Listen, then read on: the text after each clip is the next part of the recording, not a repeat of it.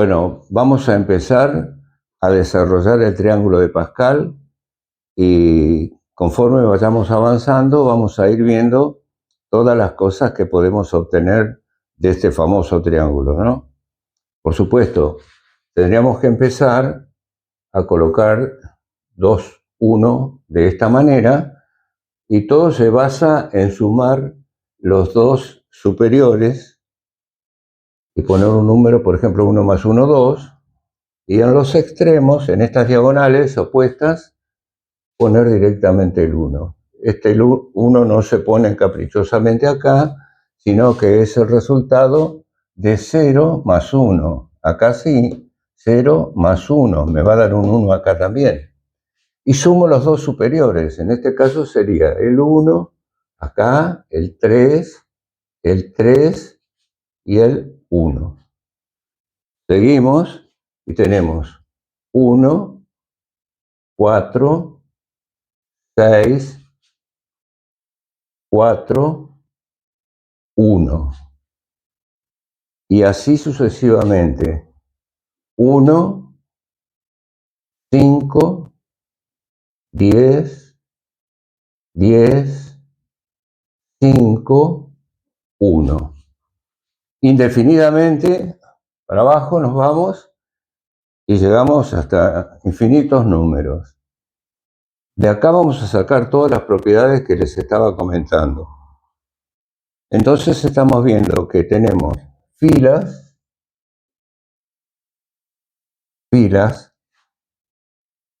y diagonales, como son estas. Esta y esta. Tienen su característica. Por ejemplo, esta le podríamos llamar la fila 1, esta sería la fila 2, la fila 3, la fila 4, la fila 5 y así sucesivamente, ¿no? En cuanto a las diagonales, esta sería la que está constituida por los números 1. Y esta estaría dándonos la secuencia de los números naturales. Los números naturales. 1, 2, 3, 4, 5, 6, 7, 8, etcétera, ¿no? Pasamos a esta y acá vamos a obtener los números triangulares. Les llamamos números triangulares. Estamos suponiendo que el 1 es un triángulo, por ejemplo. Después tenemos el 3, que es otro triángulo. El 6, que es otro triángulo más. Puedo pasar al 10, hago exactamente el 6 y agrego uno más en la fila siguiente. Entonces, 1, 3, 6, 10 son números que se llaman triangulares, porque el número siguiente se va formando con el anterior más agregando 1 a la última fila del anterior.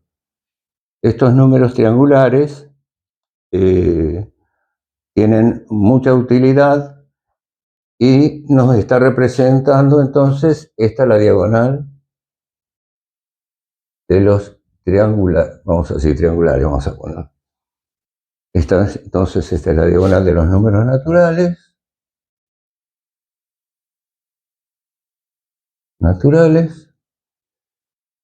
Y esta siguiente es la diagonal tetraédrica. Tetraédrica. Esta tetraédrica es 1, 4, 6. Si observamos la diagonal de los números triangulares, tenemos 1, 3, 6, 10. El 4 está formado por la suma del 3 más el 1. El 10 es la suma del 6 más el 3 más el 1. Y esto nosotros lo podemos ver fácilmente con una demostración que hemos preparado. Bueno, entonces ahora vemos, dijimos que íbamos a demostrarlo, en un plano como podemos tener los números triangulares 1, 3, 6 y 10. Estos números están representados porque a cada uno le agrego una fila a posteriori, que es un número más del que tengo arriba, ¿no es cierto? Por ejemplo, después del 2 va a venir el 3, está acá, viene a continuación. Así también pasa con el 4 y sucesivamente. Estos son los números triangulares que dan origen a los tetraédricos. Los tetraédricos ya estamos hablando de volumen. Entonces, por eso, sobre la fila de 10 ponemos la de 6, sobre la de 6 la de 3, eso lo vimos hoy, y sobre la de 3 la de 1. Obviamente, esto sigue para abajo y muchísimo, ¿no? Hasta el infinito.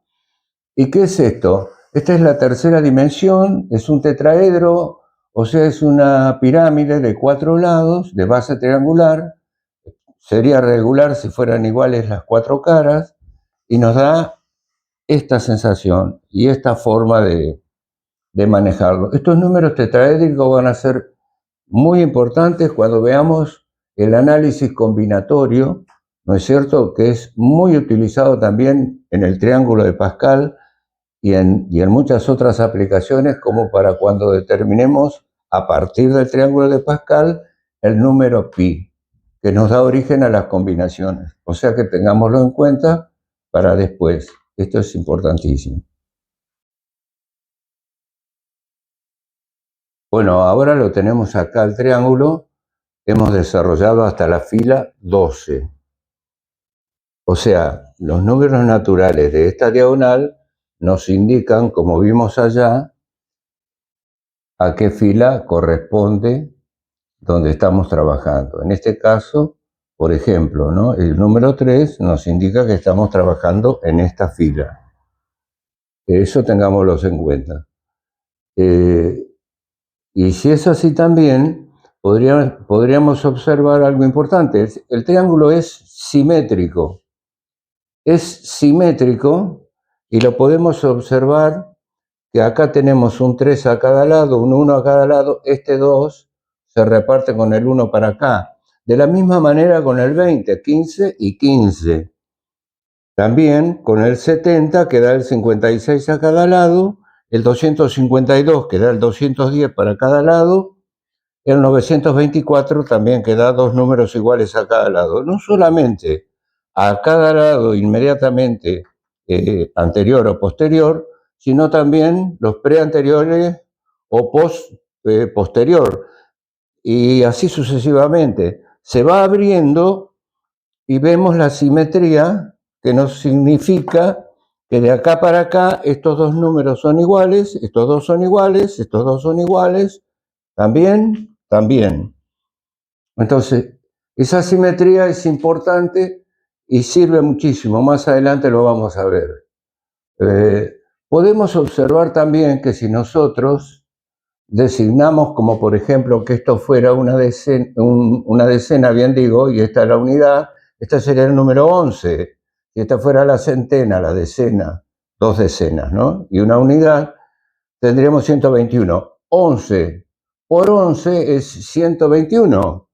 Pero ¿qué pasa? 121 por 11 es 1331, que a la vez multiplicado por 11 es 14.641, y así sucesivamente.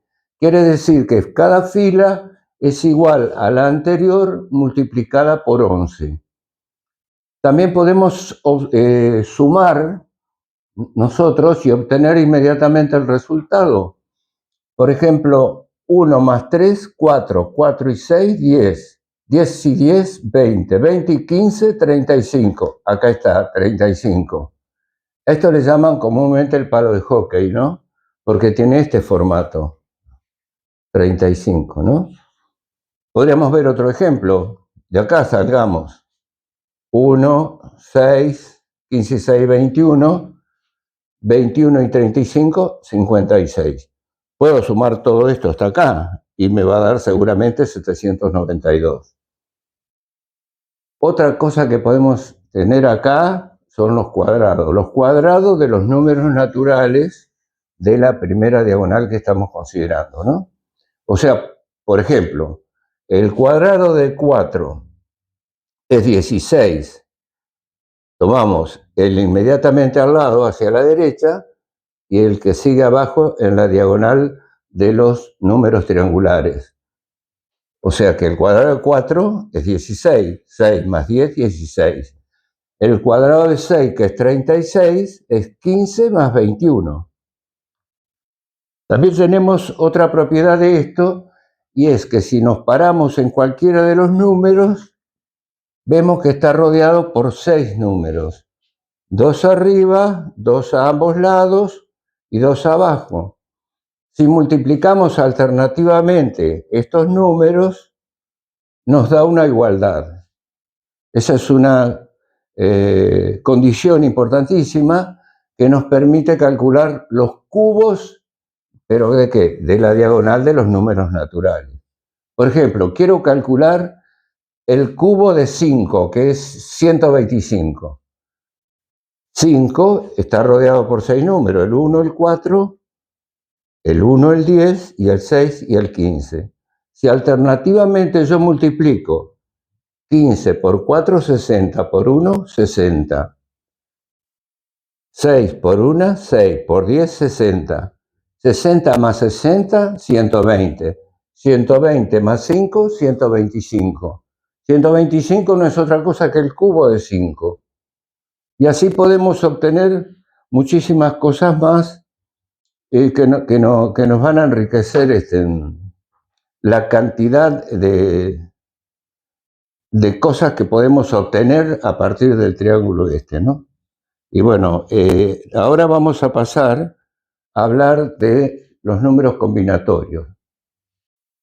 Bueno, para los números combinatorios, vamos a tomar por ejemplo esto, ¿no? Que tengamos 4 elementos y que lo vamos a seleccionar en cualquier orden, eso es importantísimo.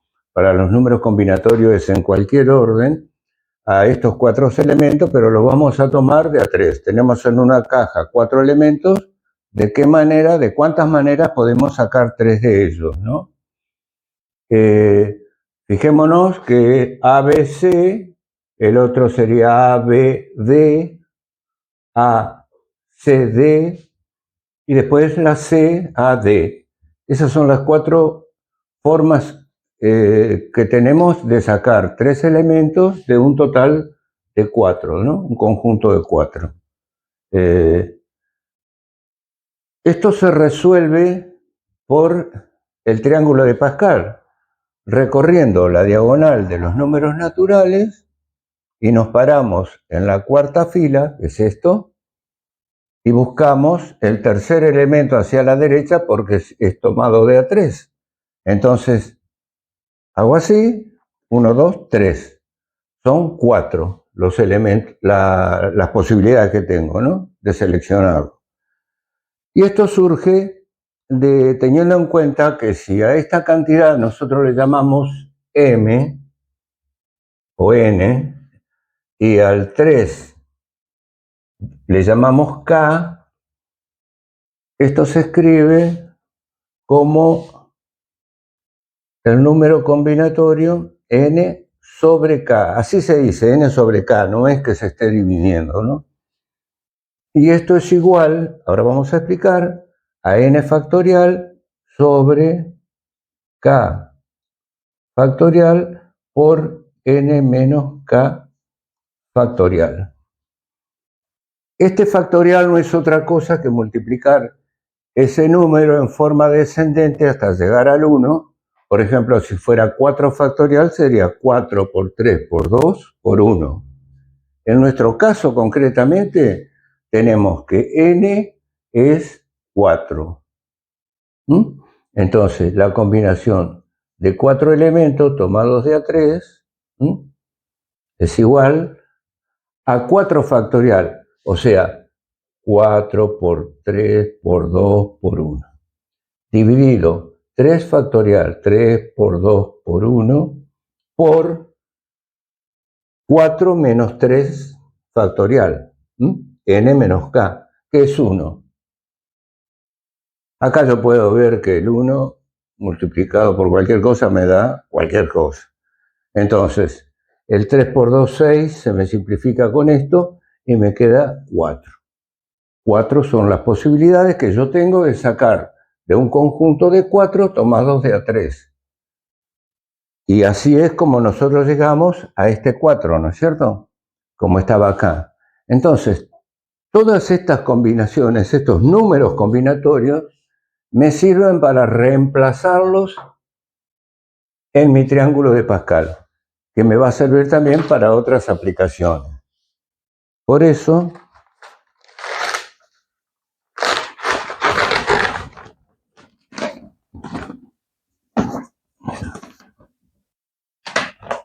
acá lo tengo a partir de la fila 1. Este 1 y 1 acá no es otra cosa que la combinación de 1 tomado de a 0 y de 1 tomado de a 1. Por definición, 0 factorial es 1. 1 factorial obviamente es 1 también. Entonces, para la segunda fila, 1, 2, 1, yo tendría 2, 0, 2, 1 y 2, 2. O sea, el 2, 1 sería N2 y K igual 1. Y así sucesivamente, ¿no es cierto? Estamos de acuerdo que el número superior de la combinación, el número combinatorio, corresponde a la fila que estamos estudiando, analizando. Y el número inferior a la posición que ocupa en la fila K. Quiere decir que esto va a ser cuando K es igual a 0, porque esto va a dar 1 seguramente, no lo vamos a ver. Después 3, 1, 3, 2 y 3, 3. En cualquier fila que nos pongamos, por ejemplo la 9 empieza con 9, 0 y termina con 9, 9. Y observamos que si tengo la fila 9, seguramente tengo 10 elementos. Hay un elemento más que la cantidad, que el número que representa la fila. Y esto obedece a que hemos introducido el 0 acá.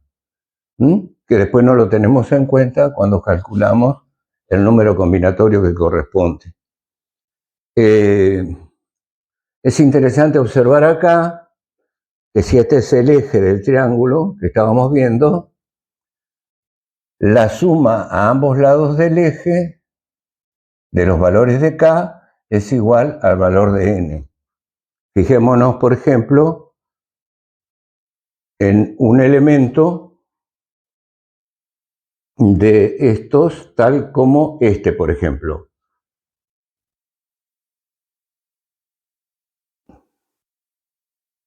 Acá. Este elemento que corresponde al eje, digamos, de la simetría. 3 más 5, 8. 2 más 6 es 8. 1 más 7, estoy hablando de los valores de K, 8. 0 más 8, 8. Entonces, a ambos lados del eje de simetría, los valores de K sumados, los correspondientes, van a dar el mismo valor de la cantidad de elementos que tenemos. Si nosotros invertimos en un año un capital al 100%,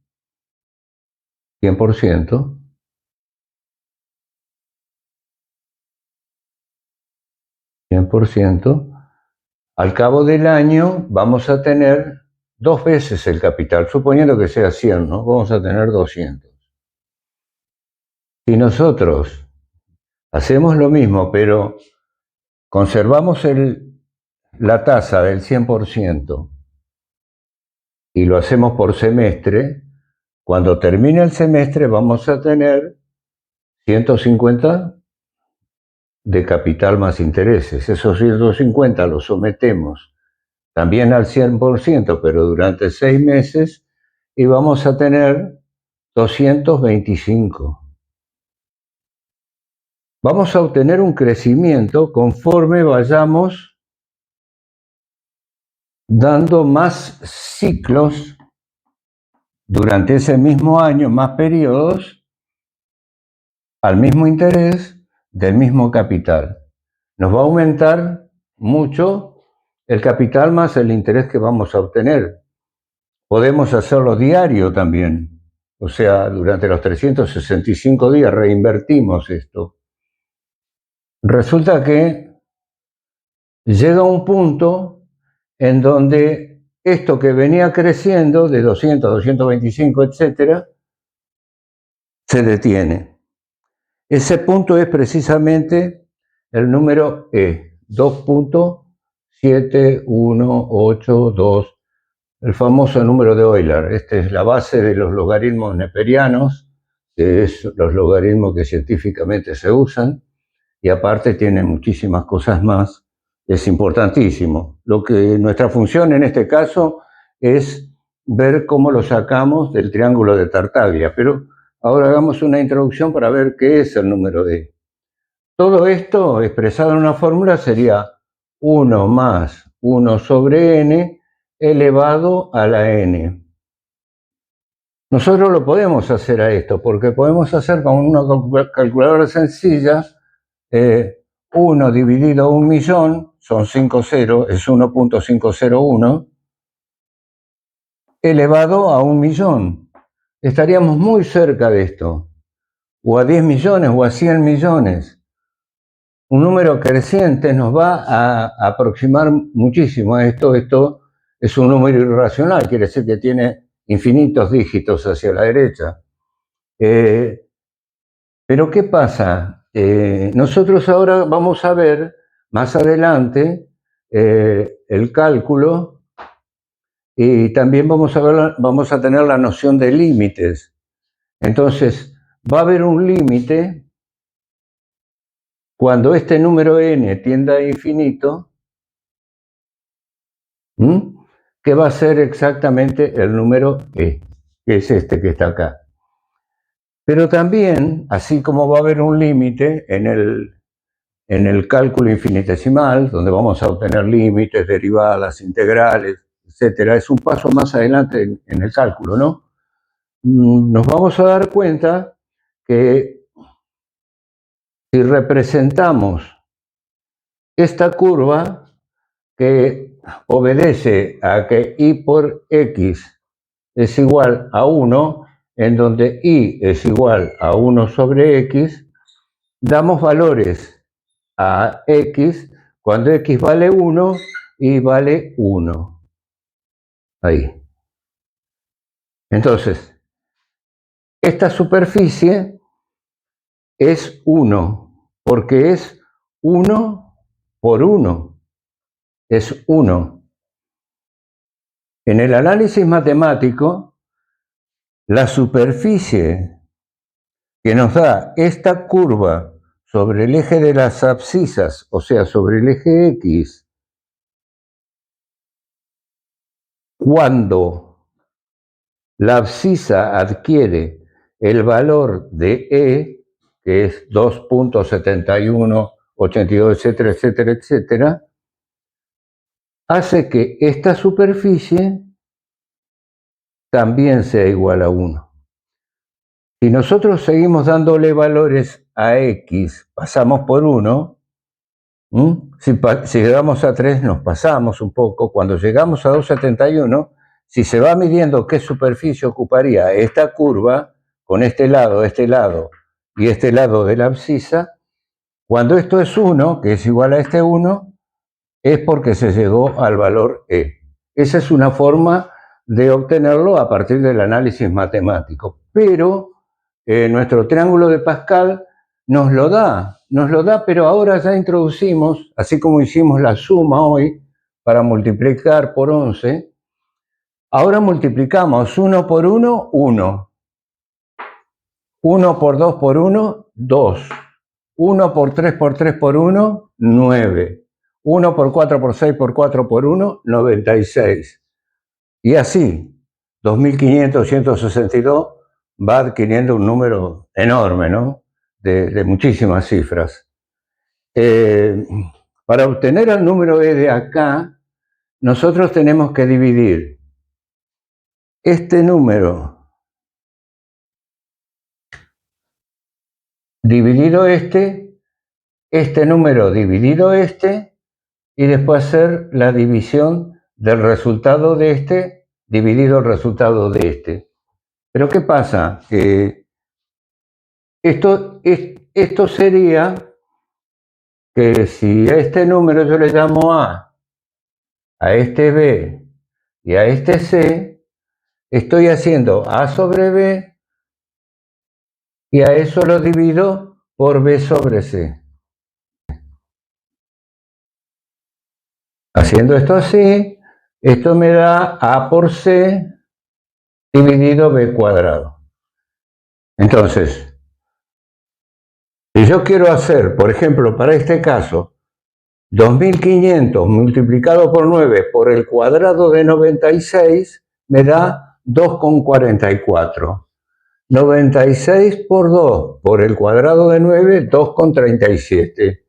162.000 por el cuadrado por 96 dividido el cuadrado de 2500, 2,488. Va subiendo 2,37, 2,44, 2,488 y así. Cuando se llega al valor 50, a la fila 50, digamos, hemos trabajado prácticamente hasta la fila 6, ¿no? Al valor de la fila 50 se obtiene el número E y nos lo está dando nuestro triángulo de Pascal. Para sacar el valor de pi, que es relativamente sencillo, no digo relativamente porque es así, tendríamos que considerar, y acá vuelven a aparecer ahora los números tetraédricos. Entonces consideramos alternadamente los números tetraédricos, el 4, el 20, el 56, el 120 y el 220. Y obtendremos que pi, que no es otra cosa que dividir la longitud de una circunferencia por su diámetro. ¿No es cierto? La longitud de la circunferencia. L sobre D es igual a pi. Para obtener pi a través del triángulo de Pascal, nosotros tendríamos que recurrir a la diagonal de los tetraedros, alternando los valores, o sea, usando solamente las filas pares, 4, 6, 8, 10, 12, y alternando los signos con esta fórmula, que sería 3 más 2 tercios de 1 sobre 4 menos 1 sobre 20 más 1 sobre 56 menos 1 sobre 120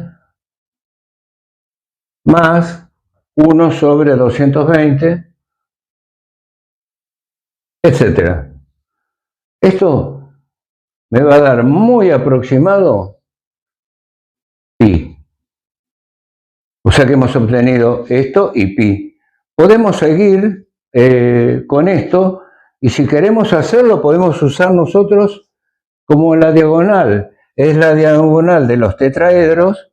Podemos usar los números combinatorios para hallar las inversas de esto. En este caso, en el caso de 20, por ejemplo, pues yo hubiera podido escribir 1 sobre el número combinatorio que me está formando 6 y 3, porque es la posición 1, 2, 3, 6, 3, este número da 20. Quiere decir que yo podría usar el término 14 sencillamente con poner 1 dividido el número combinatorio que me dé 14, 3 sobre 3, como decíamos antes, ¿no? Muchas gracias.